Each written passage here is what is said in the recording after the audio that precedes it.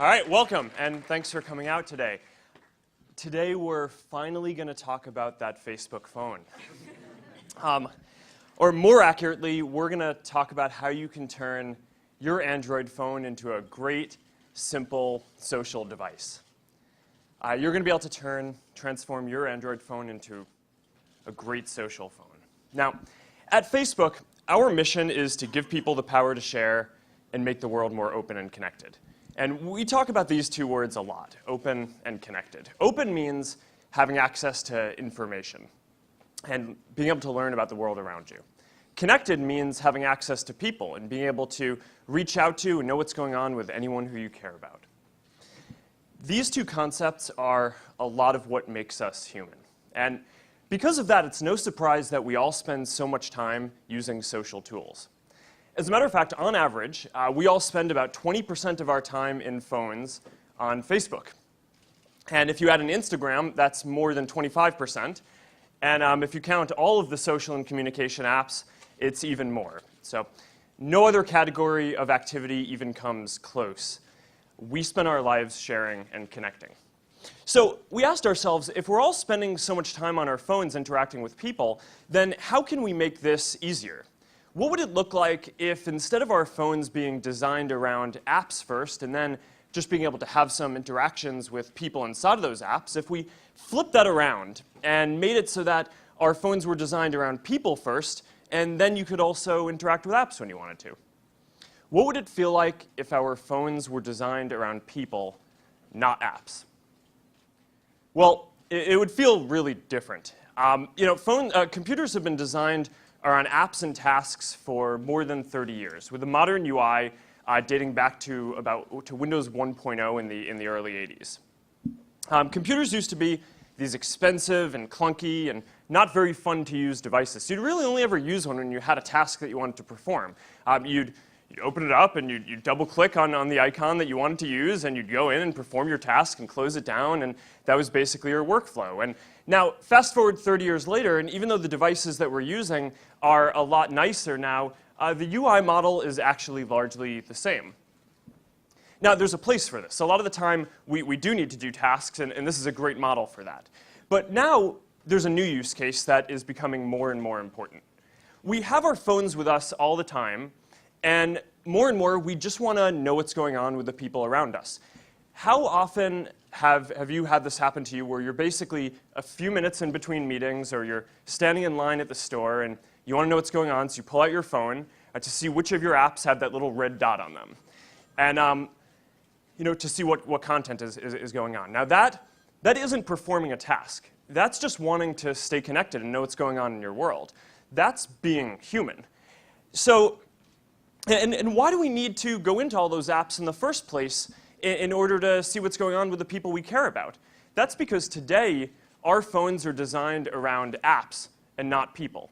So we want to flip that around. We want to bring all this content to the front and make it so that you can also just go ahead and use whatever apps you need whenever you need them.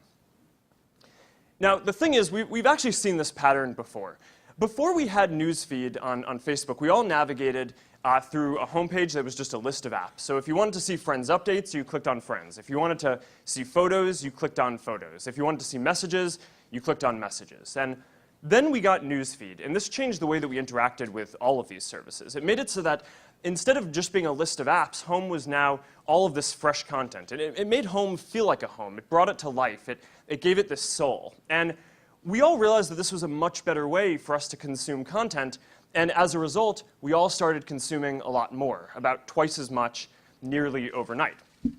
So now we want to bring this experience of having a home, of always knowing what's going on around you, right to your phone.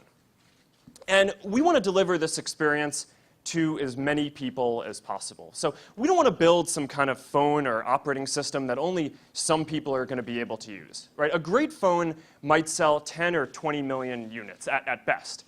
And our community has more than 1 billion people in it. So even if we did a really, really good job building a phone, we'd still only be serving 1 or 2% of the people in our community. And we want to do more than that. We want to build the best experience for every person on every phone. Now, at the same time, Facebook also isn't just a lightweight app that's running everywhere. On average, it's plugged in and not building a phone, and we're not building an operating system, but we're also building something that's a whole lot deeper than just an ordinary app. So how does this work? Well, today we're going to focus on Android. And the great thing about Android is that it's so open. And by that, what I mean is that it was designed carefully so that you can improve almost any part of the system. You can have apps that handle your SMSs, that can dial and receive phone calls for you, that can be your system camera, that can be your keyboard, or can even be the home screen of your phone. You don't need to fork Android to do this. You don't even need to modify the operating system, really.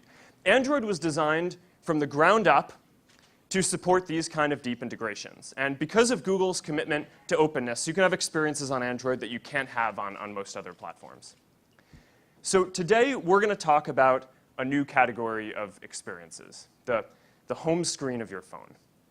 The home screen is really the soul of your phone. You look at it about 100 times a day. It sets the tone for your whole experience, and we think that it should be deeply personal. So today, we're going to talk about this new experience for your phone. It's a family of apps, and you can install it, and it becomes the home of your phone. So we're calling this Home. Now we're going to show you Home.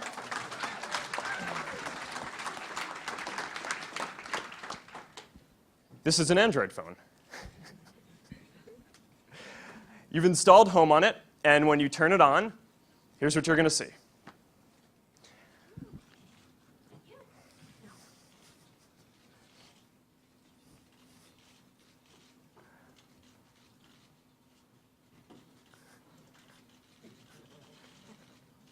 All right, let's pause this for a moment.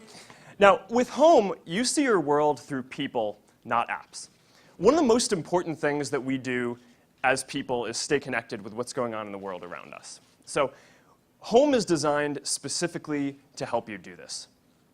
So let's say you're waiting in line at the grocery store, and you look down and you see these beautiful immersive updates of your friend finishing a bike race, or your family cooking a meal together, or news from your favorite sports team. You might have missed these otherwise if you had to go into an app to see them. But with Home, they're brought right in front of you.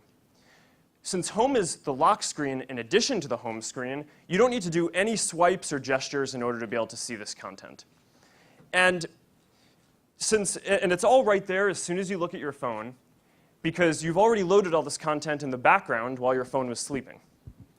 So you can flip through stories if you want. And if you find something that you like, you can double tap to like it right there. You can comment right there from the home screen. And one of the things that you're going to notice is that all of the interactions are just really smooth and natural. You know, we wanted this to feel like system software and not just an app that you run.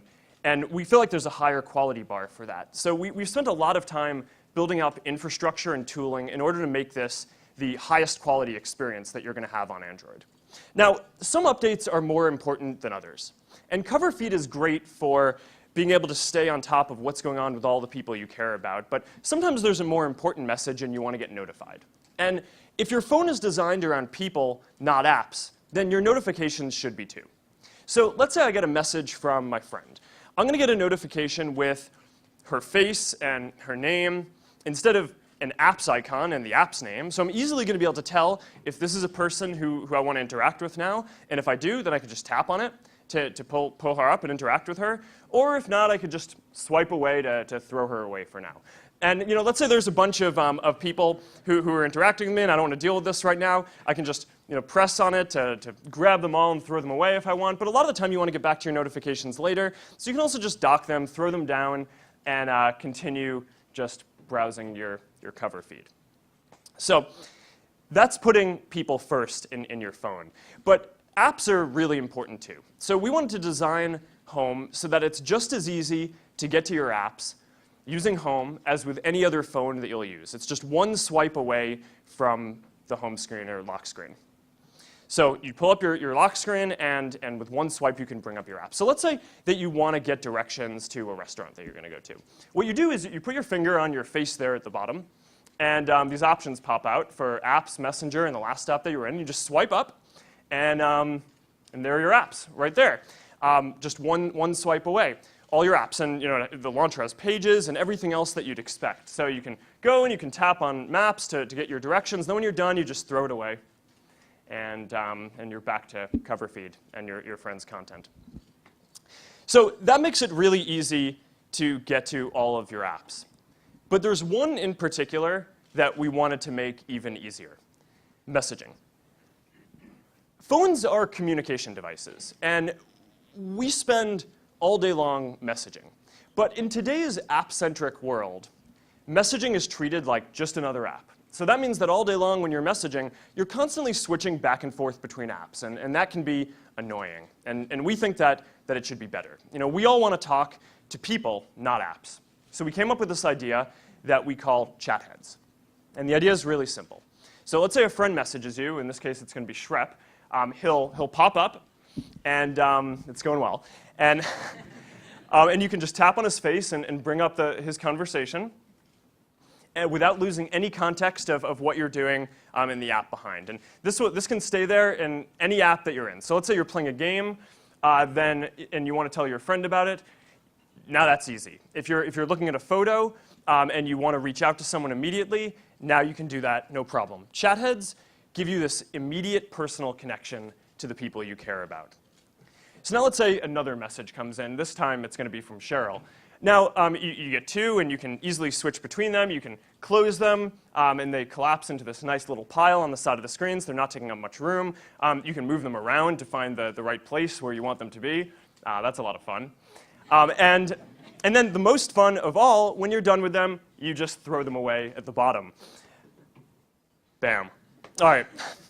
Now, chat heads work with both your Facebook messages and your SMSs on your Android phone.